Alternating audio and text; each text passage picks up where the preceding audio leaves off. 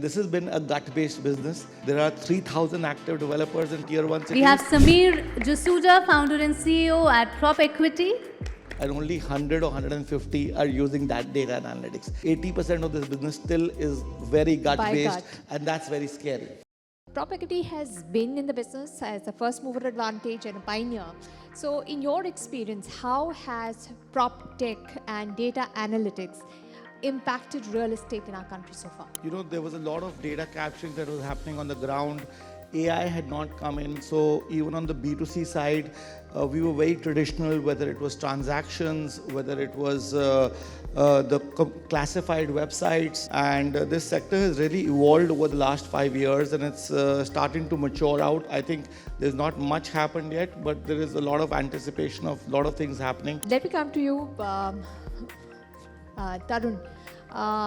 Could you give me an example of the use of a new technology in any process or any solution that you provide where you've seen a sea change because of use of that technology? We use technology in all aspects of the business, and most importantly, where people don't get to see so much and talk about it so much is in the entire building life cycle, from acquisition to design to actually building it, and in the entire customer life cycle.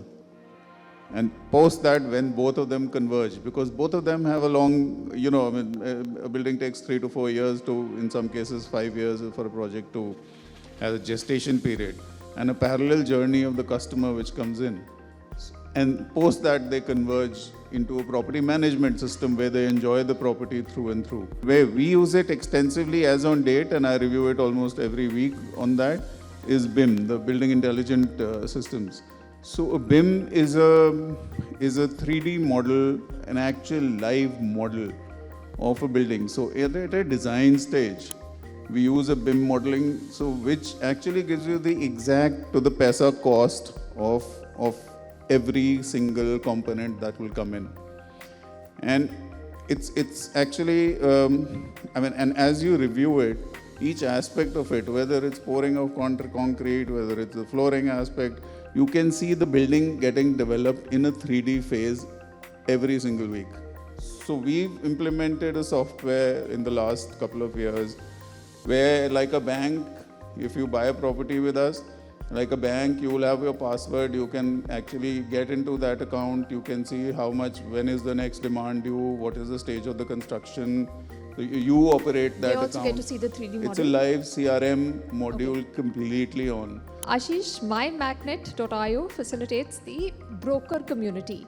Why should I go to MyMagnet if I'm looking for a property and not to a broker जो जान पहचान से आया है, family friends have used? Why should I go to a broker listed on your website? See, we always wanted to control a customer experience. You know, one thing which we always wanted to do is to make sure that from a beginning till the end there is a great experience there, and the only way we could do it was to have brokers becoming part of the platform through us, so that we can monitor the whole journey with us.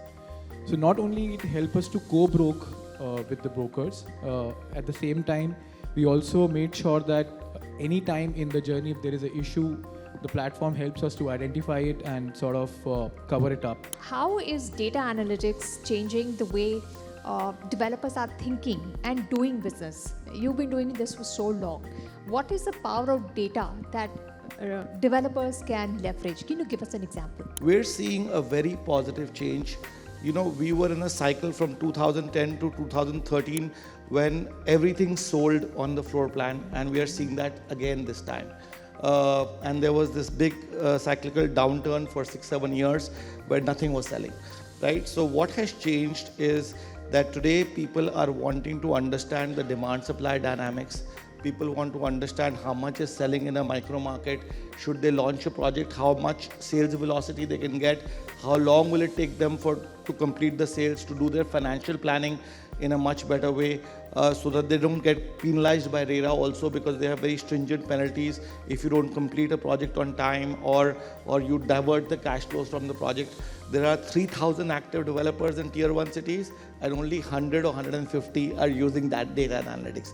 And this has been a gut-based business. So 80% of this business still is very gut-based, gut. and that's very scary. So, very last question to you. The Andhra Pradesh government has come up with this Bhumi project where they're using blockchain to digitize land records and ownership details. What use cases can we see of blockchain in the real estate sector beyond this? The Indian real estate transaction environment, like Tarun was also saying, that you have to physically sign, and there are a lot of frauds, and there are millions of transactions that happen every day across the country, because everybody needs to live in a property, everybody needs to rent a property. So there are so many transactions that are happening, and because the land records were not digitized, they were susceptible to a lot of fraud. And because these are high ticket items, banks suffer a lot if, for example, a single person has a property but he takes loan from 2 banks, right? And that's a fraud. So when you have blockchain and you have a ledger where everything is recorded and digitized, it's very difficult, and it's available to everybody to see. Then it is very difficult to do multiple frauds. And then there is another concept called tokenization. And now, there is fractionalization that is happening in real estate. SEBI recently came out with small REITs as well, so that people with 10 lakh rupees can buy into a project without having that much capital. You can make that investment.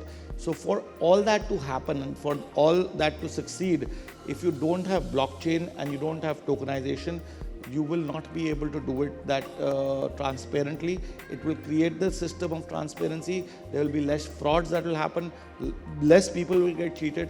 And as you had this talk before that, and I didn't say anything, but if you go to court over here, it takes not less than 10 years to get a settlement. Forget getting judgment or not, but justice delayed is justice denied, right? And that's what happens in this country, So unfortunately. it's better. Thank you all for joining us and for expressing your views.